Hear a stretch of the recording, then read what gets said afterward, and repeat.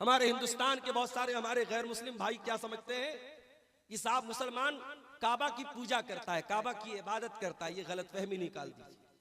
हम काबा की इबादत नहीं करते, हम काबा को अल्लाह की इबादत का एक घर मानते हैं और उसका तवाफ करने का हुक्म दिया गया, इसलिए हम तवाफ करते हैं। और हजरे अस्वद एक पत्थर है, उसको नबी ने चूमा है।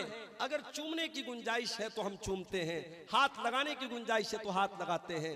अगर हाथ नहीं पहुंच रहा है, चूम नहीं सकते, तो उसके बगैर भी हमारे तवाफ में, हमारे उम्रे में, हमारे हज में कोई कमी नहीं आती। ये हमारा अकीदा है मेरे प्यारे। ये मैसेज भी हजरत उमर ने दे दिया कि हम हजरे अस्वद को कोई माबूद नहीं समझते, कोई मुश्किल कुशा नहीं समझते। कहा कि हजरे अस्वद मैं जानता हूं तू एक पत्थर है, तू नफा और नुकसान का मालिक नहीं है। अगर मेरे नबी ने तुझे न चूमा होता तो मैं तुझे न चूमता। उमर फारूक रजी अल्लाह तआला अन्हु तवाफ के दौरान रमल करने लगे। रमल क्या होता है? जब हाजी हज करने जाता है, उमरा करने वाला उमरा करने जाता है, तो नबी की सुन्नत यह है कि तवाफ के शुरू के 3 चक्करों में वो रमल करेगा। रमल का मतलब क्या होता है? रमल का मतलब यह है कि वो शुरू के 3 चक्करों में छोटे छोटे कदम बना करके जल्दी जल्दी दौड़ेगा। यह अल्लाह के नबी की सुन्नत है। और नबी ने ये सहाबा को हुक्म दिया था जब सहाबे किराम पहली मर्तबा उम्रा करने के लिए मक्का पहुंचे थे। मदीना के अंदर रहने की वजह से मक्का का माहौल और मक्का का क्लाइमेट उनको रास नहीं आया। सहाबे किराम मक्का जाकर के बीमार पड़ गए, बुखार आ गया, उनको बदन में दर्द होने लगा, कमजोरी महसूस होने लगी। मक्का वालों ने ताना भी मारना शुरू कर दिया। इनको यस्रिब की आबो हवा ने इनको कमजोर बना दिया है, मदीना की आबो हवा ने इनको कमजोर बना दिया है। अल्लाह के प्यारे नबी ने उन मुशरिकों के ऊपर अपनी ताकत दिखाने के लिए सहाबे किराम को हुक्म दिया कि सहाबे किराम जब तवाफ करेंगे तो शुरू के 3 चक्करों में जल्दी जल्दी दौड़ करके तवाफ करेंगे, ताकि काफिरों तक ये मैसेज चला जाए, मुशरिकों तक ये मैसेज चला जाए कि हम कमजोर नहीं हुए, हमारे अंदर अभी भी ताकत बाकी है। मौलाना अब्दुल गफ्फार सल्फी के बयानात सुनने के लिए मौलाना के इस ऑफिशियल चैनल को सब्सक्राइब करें।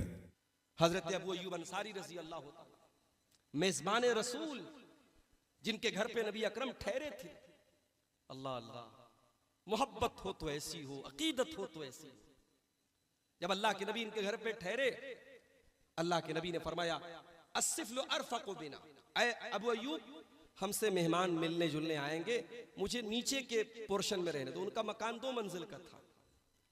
नबी अकरम ने इसरार किया। हजरत अबू अय्यूब अंसारी रजी अल्लाह तआला अन्हु के मकान में नीचे के पोर्शन में वो रह रहे हैं और अबू अय्यूब अंसारी अपनी फैमिली के साथ ऊपर सो रहे हैं। अब रात में उनको ये ख्याल आ रहा है कि अल्लाह के नबी नीचे हैं और हम अल्लाह के रसूल के ऊपर, आपके ऊपर हम सो रहे हैं। इस ख्याल की वजह से उनको नींद नहीं आ रही। रात में घड़ा टूट गया तो पानी, इस बात का डर हुआ कि कहीं पानी नीचे चूने न लगे, अल्लाह के रसूल के आराम में खलल न पड़े। उन्होंने अपने कंबल और चादर से उस पूरे पानी को सुखा लिया और खुद मियां बीवी ने सर्दी की रात में बगैर चादर ओढ़े पूरी रात ठंडी में गुजार दी। ये मोहब्बत थी अल्लाह के रसूल सल्लल्लाहु अलैहि वसल्लम। खाना आता था अल्लाह के नबी का, जब अल्लाह के नबी खाना खा लेते थे, वो जब प्लेट वापस जाता था तो वो देखते थे कि जहां से अल्लाह के नबी सल्लल्लाहु अलैहि वसल्लम ने हाथ लगा के खाना खाया, वहीं से वो बचा हुआ खाना मैं खा। इतनी मोहब्बत करते थे। एक मर्तबा खाना जैसे गया वैसे वापस चला आया। अबू अय्यूब अंसारी बहुत घबरा गए कि क्या बात है, मेरा खाना अल्लाह के रसूल ने वापस कर दिया। कहा अल्लाह के नबी क्या बात है? कहा कि उसमें कच्चा लहसुन था, मैं कच्चे लहसुन को पसंद नहीं करता हूं। तो हजरत अबू अय्यूब अंसारी ने कहा कि आज के बाद मैं भी नहीं खाऊंगा। साहबे किराम तो ऐसे लोग थे मेरे प्यारे साथी, नबी की एक एक अदा पे मरने वाले, नबी के एक एक इशारे के मुंतजिर, नबी के इशारे पर जान देने वाले। सहाबे किराम से कभी हम ये तवक्को नहीं कर सकते कि वो नबी अकरम की इत्तिबा और नबी अकरम के तरीके से वो जरा सा भी इन्हेराफ। अल्लाह के नबी के बड़े मशहूर सहाबी हजरत उमर फारूक रजी अल्लाह तआला अन्हु खाने काबा का तवाफ कर रहे हैं। खाने काबा का तवाफ करते करते जब हजरे अस्वद के पास पहुंचते हैं, हजरत उमर कहते इन्नी लआलम अन्नका हजर मा तनफउ वला तजुर। मैं जानता हूं तू एक पत्थर है, तू नफा का मालिक नहीं, तू नुकसान का मालिक नहीं। वलौला अन्नी रअयतु रसूलल्लाहि सल्लल्लाहु अलैहि वसल्लम क़ब्बलका मा क़ब्बलतुका, अगर मैंने अल्लाह के प्यारे नबी को तुझे चूमते हुए न देखा होता तो मैं तुझे न चूमता। क्या इत्तिबा का जज्बा है। नबी ने चूमा है इसलिए मैं तुझे चूम रहा हूं। और दुनिया को एक मैसेज भी दे दिया। हमारे हिंदुस्तान के बहुत सारे हमारे गैर मुस्लिम भाई क्या समझते हैं कि साहब मुसलमान काबा की पूजा करता है, काबा की इबादत करता है। ये गलतफहमी निकाल दीजिए। हम काबा की इबादत नहीं करते, हम काबा को अल्लाह की इबादत का एक घर मानते हैं और उसका तवाफ करने का हुक्म दिया गया इसलिए हम तवाफ करते हैं। और हजरे अस्वद एक पत्थर है, उसको नबी ने चूमा है। अगर चूमने की गुंजाइश है तो हम चूमते हैं, हाथ लगाने की गुंजाइश है तो हाथ लगाते हैं। अगर हाथ नहीं पहुंच रहा है, चूम नहीं सकते, तो उसके बगैर भी हमारे तवाफ में, हमारे उम्रे में, हमारे हज में कोई कमी नहीं आती। ये हमारा अकीदा है मेरे प्यारे। ये मैसेज भी हजरत उमर ने दे दिया कि हम हजरे अस्वद को कोई माबूद नहीं समझते, कोई मुश्किल कुशा नहीं समझते। कहा कि ए हजरे अस्वद, मैं जानता हूं तू एक पत्थर है, तू नफा और नुकसान का मालिक नहीं है। अगर मेरे नबी ने तुझे न चूमा होता तो मैं तुझे न चूमता। उसके बाद हजरत उमर फारूक रजी अल्लाह तआला अन्हु तवाफ के दौरान रमल करने लगे। रमल क्या होता है? जब हाजी हज करने जाता है, उमरा करने वाला उमरा करने जाता है, तो नबी की सुन्नत यह है कि तवाफ के शुरू के 3 चक्करों में वो रमल करेगा। रमल का मतलब क्या होता है? रमल का मतलब यह है कि वो शुरू के 3 चक्करों में छोटे छोटे कदम बना करके जल्दी जल्दी दौड़ेगा। यह अल्लाह के नबी की सुन्नत है। और नबी ने ये सहाबा को हुक्म दिया था जब सहाबे किराम पहली मर्तबा उमरा करने के लिए मक्का पहुंचे थे। मदीना के अंदर रहने की वजह से मक्का का माहौल और मक्का का क्लाइमेट उनको रास नहीं आया। सहाबे किराम मक्का जाकर के बीमार पड़ गए, बुखार आ गया, उनको बदन में दर्द होने लगा, कमजोरी महसूस होने लगी। मक्का वालों ने ताना भी मारना शुरू कर दिया। इनको यस्रिब की आबो हवा ने इनको कमजोर बना दिया है, मदीना की आबो हवा ने इनको कमजोर बना दिया है। अल्लाह के प्यारे नबी ने उन मुशरिकों के ऊपर अपनी ताकत दिखाने के लिए सहाबे किराम को हुक्म दिया कि सहाबे किराम जब तवाफ करेंगे तो शुरू के 3 चक्करों में जल्दी जल्दी दौड़ करके तवाफ करेंगे, ताकि काफिरों तक ये मैसेज चला जाए, मुशरिकों तक ये मैसेज चला जाए कि हम कमजोर नहीं हुए, हमारे अंदर अभी भी ताकत बाकी है। हजरत उमर कहते हैं मालना वलिर रमली, कि अल्लाह के नबी ने तो रमल का हुक्म एक खास मसलहत के तहत दिया था। आज हमें रमल करने की कोई जरूरत नहीं है। आज मक्का में कोई मुशरिक मौजूद नहीं है, आज सारा का सारा मक्का मुसलमानों से भरा पड़ा है, लेकिन आज भी हम रमल कर रहे हैं क्योंकि अल्लाह के नबी ने ये काम किया है। और नबी ने जो काम किया उस काम को हम छोड़ नहीं सकते। ये है इत्तिबा रसूल। रसूल ने जो काम कर दिया है उस काम को हम छोड़ेंगे नहीं, उसको थामे रहेंगे, उसको पकड़े रहेंगे। ये सहाबे किराम ने हमें और आपको सिखाया है। मेरे हजरत अमीर मुआविया रज़ी अल्लाह तआला अन्हु को देखो, वो खाने काबा का तवाफ कर रहे थे। खाने काबा का तवाफ करते करते खाने काबा के 4 कोने हैं, उसमें अल्लाह के नबी की सुन्नत है कि हजरे अस्वद को चूमा जाए। अगर चूम नहीं सकते तो उसको हाथ लगाया जाए, इस्तेलाम किया जाए। और हजरे अस्वद के अलावा रुकने यमानी तक जब इंसान पहुंचेगा, रुकने यमानी तक हाथ पहुंचता है तो उसको हाथ लगाएगा। अगर हाथ नहीं पहुंचता है तो वहां पे कोई और काम नहीं किया जाएगा। सिर्फ खाने काबा के 2 कोनों का इस्तेलाम होगा, हाथ लगा के उनको हाथ को चूमा जाएगा। हजरत मुआविया रज़ी अल्लाह तआला अन्हु ने खाने काबा के बाकी दोनों कोनों का भी इस्तेलाम किया। 4 कोनों का उन्होंने इस्तेलाम किया, 4 कोनों को उन्होंने हाथ लगाया। हजरत अब्दुल्ला बिन अब्बास रज़ी अल्लाह तआला अन्हु की नजर पड़ी, उन्होंने पूछा लिमा तस्तलिमु हाज़ैनुर रुकनैन, ऐ अमीर मुआविया क्या बात है, आप खाने काबा के बाकी दोनों कोनों का इस्तेलाम क्यों कर रहे हैं?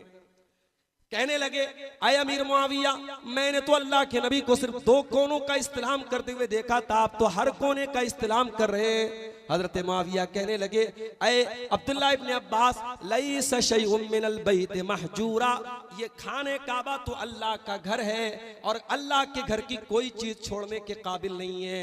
ऐ अब्दुल्ला इब्न अब्बास, अगर मैंने खाने काबा का इस्तेलाम कर लिया तो कौन सा गुनाह कर लिया है? तो ये खाने काबा है, तो ये अल्लाह का घर। कहा कि बिल्कुल सही कह रहे हैं, है तो ये अल्लाह का घर, मगर कुरान कहता है लक़द काना लकुम फी रसूलिल्लाहि उस्वतुन हसना। ऐ मुसलमानों, तुम्हारे लिए अल्लाह के प्यारे नबी की जिंदगी नमूना है, और मेरे नबी ने सिर्फ 2 कोनों का इस्तेलाम किया है। इसलिए अमीर मुआविया, आपका बाकी 2 कोनों का इस्तेलाम करना सही नहीं है। जब हजरत अब्दुल्लाह इब्न अब्बास ने ये दलील पढ़ दी, कुरान की आयत पढ़ दी, हजरत मुआविया सरेंडर हो गए और फौरन उन्होंने कहा कि आप सही कह रहे हैं। ये थे सहाबे किराम, ये थे सहाबे किराम। एक एक हरकत और एक एक अमल में मेरे प्यारे साथियों सहाबे किराम अल्लाह के प्यारे नबी की इत्तिबा किया करते थे। और आगे बढ़िए, अभी रमजान का महीना गुजरा, तरावी की नमाज आपने पढ़ी, हमने पढ़ी। बाज लोग तरावी की हर 2 रकात के बाद 4 रकात के बाद बैठ करके दुआ पढ़ते हैं, सुबहान ज़िल मलकूत वल जबरूत, लंबी चौड़ी दुआ पढ़ते हैं। कोई माई का लाल साबित करके दिखा दे ये दुआ अल्लाह के नबी ने कभी पढ़ी हो? कोई माई का लाल साबित करके दिखा दे ये दुआ सहाबा ने कभी पढ़ी हो? जिन भाइयों के यहाँ ये दुआ पढ़ी जाती है उनके भी मुस्तनद उलमा ने कहा है कि ये दुआ साबित नहीं है। आज कितनी दुआएं उम्मत में फर्जी तौर पे चल रही हैं। अभी एक टीवी पर एक मौलवी साहब से पूछा गया कि बिजली का बिल बहुत ज्यादा आ रहा है, बिजली का बिल कम करने का तरीका बता दो। मौलवी साहब ने झट से बता दिया, बिजली के मीटर पे जाओ और शहादत की उंगली रख करके लिख दो ज़म-ज़म, बिजली का बिल आना कम हो जाएगा, बिजली का बिल कम आएगा। इस तरीके की बंडलबाजी और इस तरीके के फर्जी वजीफे और दुआएं आज उम्मत को गुमराही की तरफ लेके जा रहे हैं। मेरे प्यारे साथियों, हमें दुआओं के मामले में भी रसूल की इत्तिबा करना है। हम अजान के बाद दुआ पढ़ते हैं, अल्लाहुम्मा रब्बा हाज़िही दावति ताम्मा वस्सलातिल काइमा आते मुहम्मदनिल वसीलत वल फजीला वबासु मकामम महमूदनिल लज़ी वअता। ये दुआ इतनी ही साबित है अल्लाह के नबी से, इसमें और इजाफा करना ये मुनासिब नहीं है, ये साबित नहीं है। दुआओं के मामले में भी हमें रसूल की इत्तिबा करना है। आइए एक एग्जांपल आपको देता हूं। नबी अकरम के एक सहाबी हैं, उनका नाम है बरा बिन आजिब। बरा बिन आजिब कहते हैं कि अल्लाह के रसूल सल्लल्लाहु अलैहि वसल्लम ने मुझसे फरमाया, बुखारी और मुस्लिम की रिवायत है, ऐ बरा, जब तू बिस्तर पे सोने जाया कर तो दाहिनी करवट तू लेट जा, वजू करके बिस्तर पे सो और दाहिनी करवट लेट जा, और लेटने के बाद अल्लाह के नबी ने फरमाया तू ये दुआ पढ़ ले।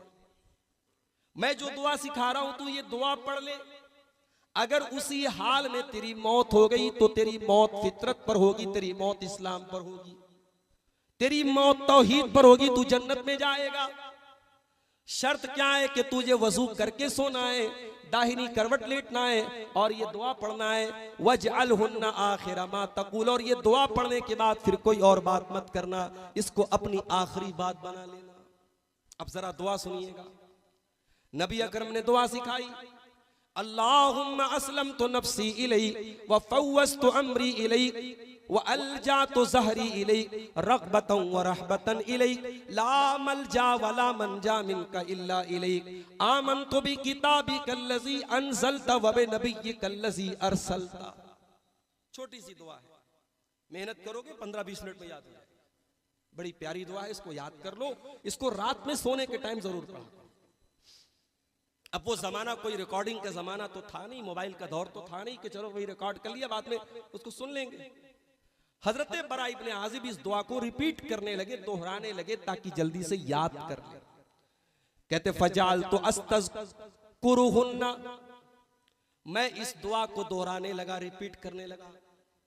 जब मैं रिपीट करने लगा, मैं जब इस दुआ में यहां पर पहुंचा, वह बे नबी ये कल्लज़ी अरसलता, तो नबी की जगह मेरी जबान से रसूल का लफ्ज निकल गया और मैंने कह दिया वह बे रसूल कल्लज़ी अरसलता। सिर्फ एक मिस्टेक हो गई, नबी की जगह रसूल का लफ्ज निकल गया। अल्लाह के नबी ने फरमाया कि नहीं है बरा, ये नहीं चलेगा, जो मैंने सिखाया वही पढ़ना है। वह बे नबी ये कल्लज़ी अरसलता ही तुम्हें पढ़ना है, उसी को पढ़ो। गौर करो मेरे प्यारे, एक मामूली सा लफ्ज बदला था, नबी ने उसकी भी इजाजत नहीं दी। यहां कितनी फर्जी दुआएं मार्केट में चल रही हैं। बेचारा उम्रा करने हज करने हाजी जाता है, उसको मैंने वहां हरम में देखा कि पूरा पूरा काफिला लगा हुआ है। एक आदमी बेचारा आगे दुआ की किताब लेके दुआ कर रहा है, पीछे सब लोग उसके पीछे पीछे दुआ कर रहे हैं, जबकि इसकी कोई जरूरत नहीं है। नबी ने खाने काबा के 7 चक्कर की अलग अलग दुआ नहीं सिखाई है, आपने एक दुआ सिखाई है।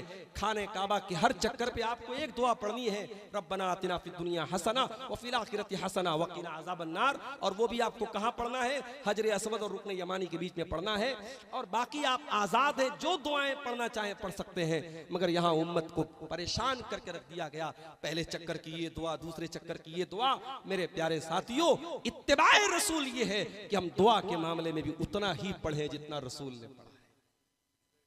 और आगे बढ़िए, इत्तिबा की बात आई है तो एक बात और सुन लीजिए मेरे प्यारे साथियों, मेरी माएं और बहनें बहुत गौर से सुने। अल्लाह के नबी के एक सहाबी है अब्दुल्ला बिन मसूद।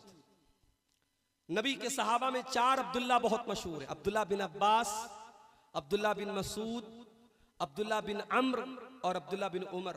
ये 4 अब्दुल्ला, इनको अबादर अरबा बोला जाता है, बहुत मशहूर है। इसमें हदीस में अगर सिर्फ अब्दुल्ला आता है तो उससे मुराद अब्दुल्ला बिन मसूद होते हैं। बहुत सीनियर सहाबी है, बहुत ही बड़ा ऊंचा मकाम है इनका, अब्दुल्ला बिन मसूद का। अब्दुल्ला बिन मसूद कहते हैं, लानल्लाहुल वाशिमाती वल मुतशिमाती वल मुतनम्मिसाती वल मुतफल्लिजाति लिल हुस्नि अल मुगय्यिराति खल्क़ल्लाह। कहते अल्लाह की लानत उन औरतों के ऊपर जो गुदना गोदती है और जो गुदना गुदवाती है, जो टैटू बनाती है, जो टैटू बनवाती है। वल मुतनम्मिसात, और जो अपने आई ब्रो के बालों को नोचती हैं फैशन के नाम पे। मसला याद रखो, अगर किसी औरत की आईब्रो नॉर्मल से ज्यादा हो जाए, जो आमतौर से औरतों को भौं के बाल होते हैं, उससे ज्यादा अगर हो जाए और औरत की शक्ल भद्दी लगे तो उसको नॉर्मल करने के लिए आईब्रो को सेट किया जा सकता है। मगर फैशन के नाम पे अच्छी भली आईब्रो को छेड़ा जाए, उसको पतला बनाया जाए, बारीक बनाया जाए, ये मुनासिब नहीं है। अल्लाह की लानत ऐसी औरतों के ऊपर जो आईब्रो को नोचती हैं, और ऐसी औरतों पर भी अल्लाह की लानत हो जो अपने दांतों के बीच में गैपिंग करवाती हैं, अपने दांतों के बीच में गैपिंग करवाती हैं अपने आप को खूबसूरत बनाने के लिए। अल मुगय्यिराति खल्क़ल्लाह, ये ऐसी औरतें हैं जो अल्लाह ताला के क्रिएशन को चेंज करना चाहती हैं, अल्लाह ताला की तख्लीक को बदलना चाहती हैं। अल्लाह की तख्लीक को बदलने की इजाजत नहीं। इसीलिए जो मर्द हजरात क्लीन शेव रहते हैं, उलमा ने लिखा है कि अल्लाह ताला ने जो, अल्लाह के रसूल की लानत है उन मर्दों पर जो औरतों की मुशाबहत इख्तियार करते हैं। उलमा ने लिखा है कि उसमें दाढ़ी को क्लीन शेव कराने वाला भी उसमें शामिल है, क्योंकि वो अपने आप को औरतों की मुशाबहत कर रहा है, औरतों से अपने आप को मिला रहा है। अल्लाह ताला ने आपको दाढ़ी के साथ पैदा किया है। अल्लाह की लानत हो ऐसी औरतों पर। ये पूरी हदीस बयान की अब्दुल्ला बिन मसूद ने। जब ये बात लीक हुई और मंजर आम पर आई तो एक औरत जो कबीले बनु असद की थी, उसका नाम उम्मे याकूब था, उस औरत तक ये बात पहुंची। वो औरत आई और आकर के कहने लगी कि अय अब्दुल्ला बिन मसूद, मुझे पता चला है कि आप ऐसी ऐसी औरतों पर लानत कर रहे हैं। कहा कि हाँ मैंने लानत किया है। कहा कि इसकी दलील क्या है? कहा कि मैं क्यों ना ऐसी औरत पर लानत करूं जिन औरतों पर अल्लाह के रसूल ने भी लानत की और जिनके ऊपर कुरान में भी लानत की गई है। बड़े गौर से सुनिएगा। जब अब्दुल्ला बिन मसूद ने कहा कि ऐसी औरतों पर कुरान में भी लानत है, तो वो औरत कहने लगी, क़राअतु मा बैन दफ़्तैन, अय अब्दुल्ला मैंने पूरा कुरान पढ़ा है, अल्हम्दुलिल्लाह रब्बिल आलमीन से लेकर मिनल जिन्नति वन नास तक पूरा कुरान पढ़ा है। पूरे कुरान में कहीं पर मुझको कोई ऐसी आयत नहीं मिली। पता ये चला कि वो औरत कुरान की हाफिजा थी, उसने पूरे कुरान को मेमोराइज किया था, याद किया था। आज कितनी आपकी उम्मत की बेटियां हैं जो कुरान की हाफिजा हैं। काश उम्मत की बेटियां अगर कुरान की हाफिजा होती तो हमारे सामने ये खबरें ना आती कि फला गैर मुस्लिम के साथ फरार हो गई, फला के साथ फरार हो गई, और फला का नाम निशात था, वो निशा सिंह बन गई, और फला ने इस्लाम को छोड़ करके फला मजहब कबूल कर लिया। ये वाकयात हमारे सामने ना आते अगर हमने अपनी बच्चियों को वाकई में कुरान और हदीस सिखाया होता। मेरे साथ माफ करना, हमारी लड़कियां अगर आज घर से नकाब भी पहन करके निकलती हैं तो बस वो एक कल्चर के तौर पे निकलती है। उनको ये बताया गया कि तू मुसलमान लड़की है, तू नकाब पहन के निकलती है। उसको ये नहीं पता कि नकाब अल्लाह का हुक्म है, शरीयत का हुक्म है, कुरान का हुक्म है। उसको कुरान किसी ने पढ़ाया ही नहीं, उसको मौलवी साहब ने और हाफिज जी ने रट्टू तोते की तरह कुरान पढ़ा दिया। उसने कभी कुरान का माना और मतलब समझने की कोशिश ही नहीं की। मेरे प्यारे साथियों, नबी के दौर की औरतें कुरान को समझती। तो मुझे मालूम हुआ है कि आपके घर में भी ये सारे काम हो रहे हैं, आपकी कोई बीवी भी ऐसा काम करती है। कहा जा करके तू देख ले। औरत घर के अंदर जाती है और आ करके शर्मिंदगी के साथ कहती है मैं माफी चाहती हूँ, मुझे गलत खबर मिली थी। कहा कि सुन ले, अगर मेरी कोई बीवी अगर ये काम करती जिस काम पर अल्लाह की लानत हो रही है तो मैं उस बीवी को अपने निकाह में बाकी न रखता, मैं अपने घर से उसको निकाल देता। रसूल की नाफरमानी करने वाली औरत मेरी बीवी बन के रह ही नहीं सकती। ये थे सहाबे किराम। इत्तिबाए रसूल इसको कहते हैं मेरे प्यारे साथियों। रसूल ने जो कहा, जितना कहा, उसको अपने लिए काफी समझा। आज दावा रसूल से मोहब्बत का दावा कौन मुसलमान नहीं करता है? कोई मुसलमान जो ये कहे कि मैं रसूल से मोहब्बत नहीं करता? मगर याद रखो, मोहब्बत का दावा करना अलग बात है और मोहब्बत की कसौटी पर खरे उतरना अलग बात है। एक तरफ दावा है कि हमें रसूल से बड़ी मोहब्बत है और दूसरी तरफ रसूल की हदीस पढ़ी जाए और मजाक उड़ाया जाए। इसी रमजान के महीने में फेसबुक के ऊपर एक पोस्ट देखी मैंने। एक साहब ने कहा कि पता चला कि अहले हदीसों के यहाँ मस्जिद में औरतों के लिए इत्तिकाफ का इंतजाम रहता है, जरा ऐसी मस्जिदों का पता हमें भी बताया जाए तो हम भी पहुंचे ऐसी मस्जिदों में इत्तिकाफ का। क्या कहना चाहते हो? ये बदतमीजी नहीं है, ये बेहुदापन नहीं है, ये नंगापन नहीं है।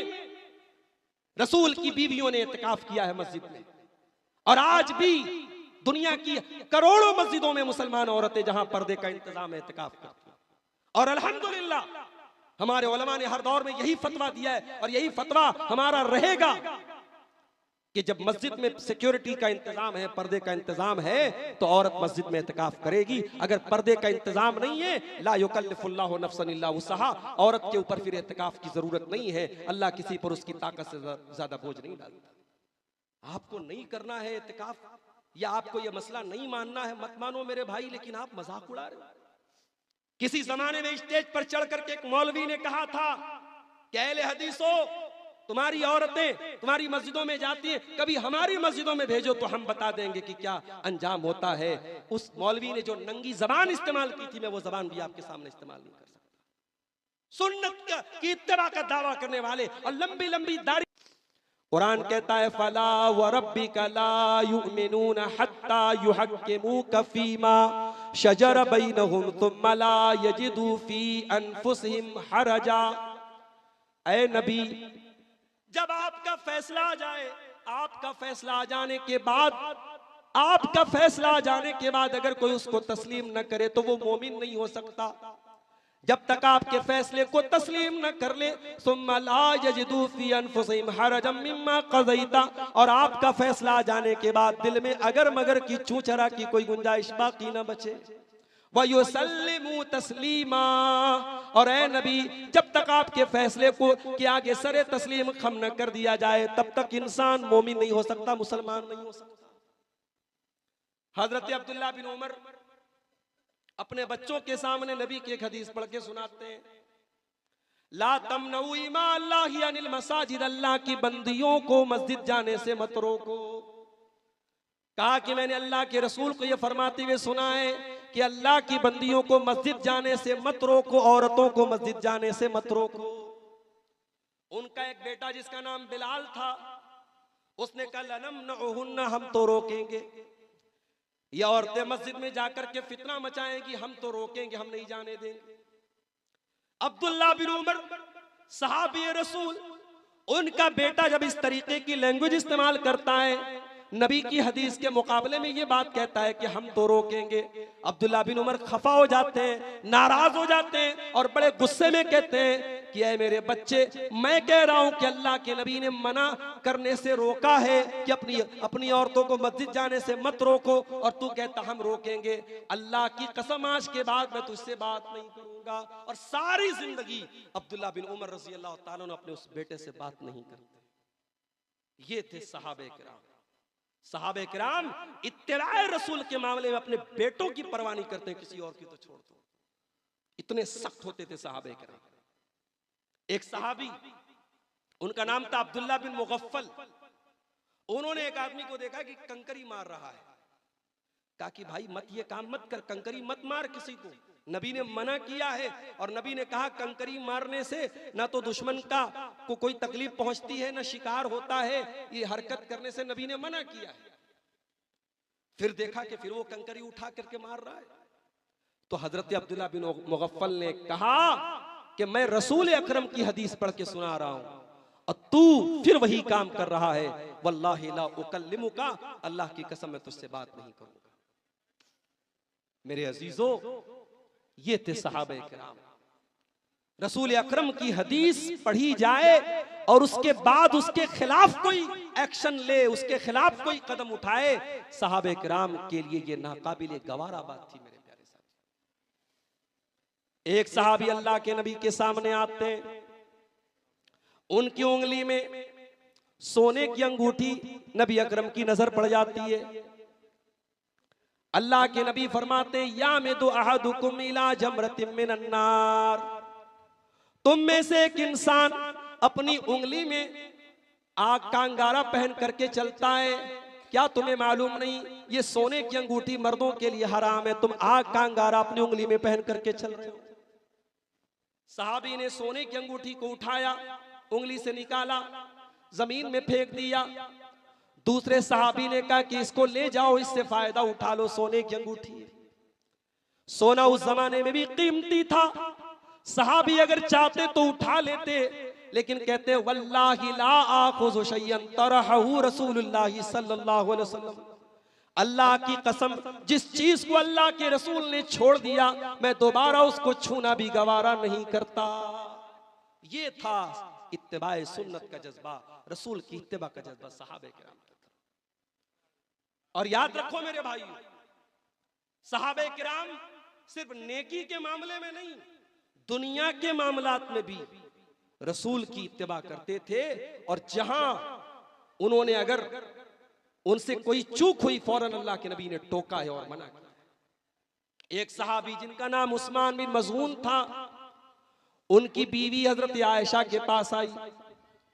हजरत आयशा ने देखा कि उनकी बीवी बहुत बिखरे बालों में है, कपड़े मैले कुचैले, अजीब व गरीब शक्ल बनी हुई है। पूछा कि क्या बात है, तू शादीशुदा होकर के ऐसी क्यों बनी है?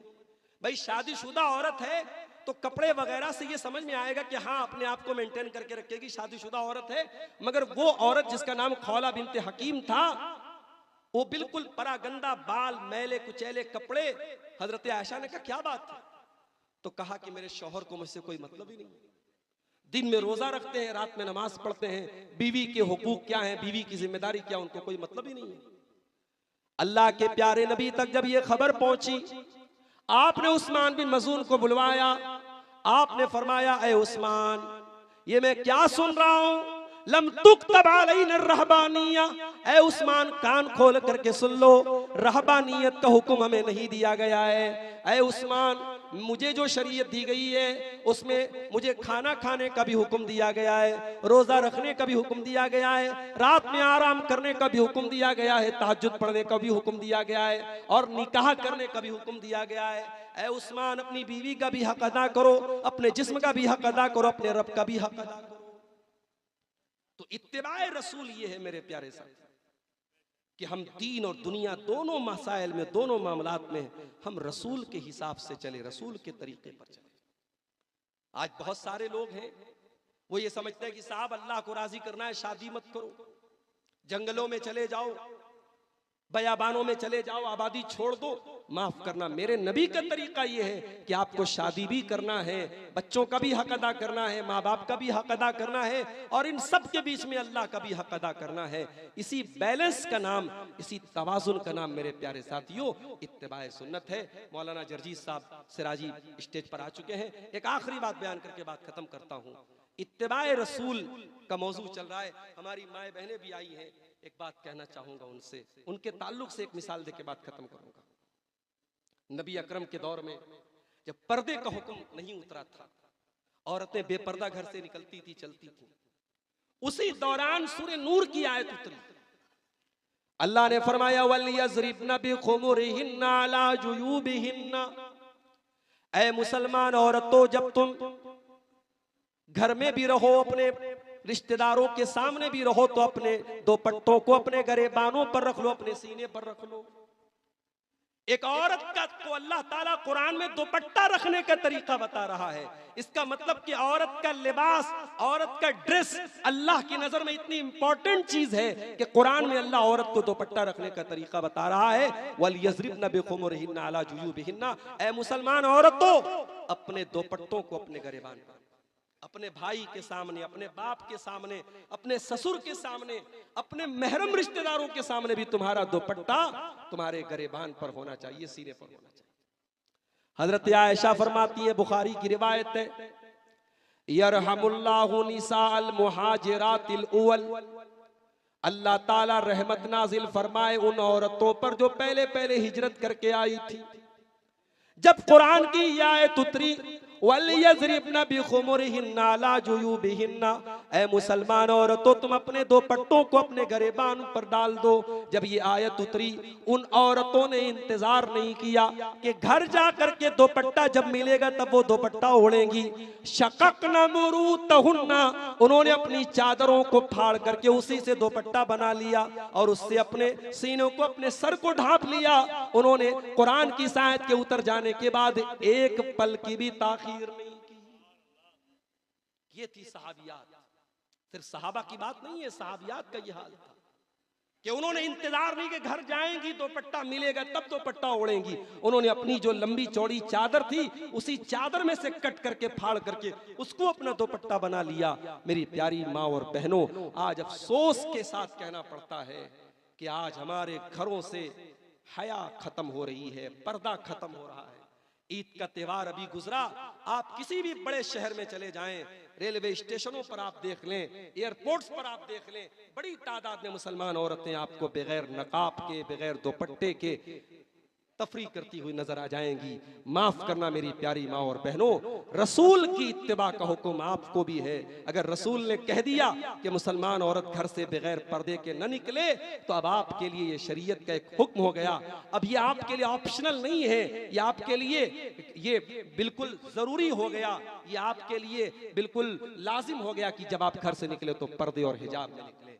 मेरे अजीजों, दुआ कीजिए अल्लाह ताला हम सबको अपने रसूल की इत्तिबा करने की तौफीक अता फरमाए, और हमारे वो भाई जो रसूल की इत्तिबा के इस मफहूम को सही तरीके से नहीं समझ पा रहे हैं या इसके ताल्लुक से कुछ गलत फहमियाँ उनके दिलों में हैं, अल्लाह ताला उनको अपनी गलत फहमी को दूर करने की तौफीक अता फरमाए। अल्लाह हर किस्म की बिदात व खुराफात से हम सब की हिफाजत फरमाए। रब्बुल आलमीन हमारी माँ बहनों को भी, हमारे नौजवानों को, सबको अपने अकीदे में, कौल व अमल में रसूल अकरम की इत्तिबा करने की तौफीक अता फरमाए।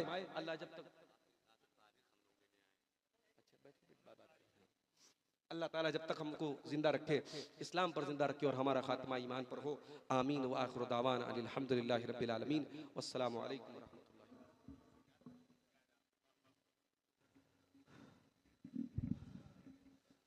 जज़ाकल्लाहु खैरा।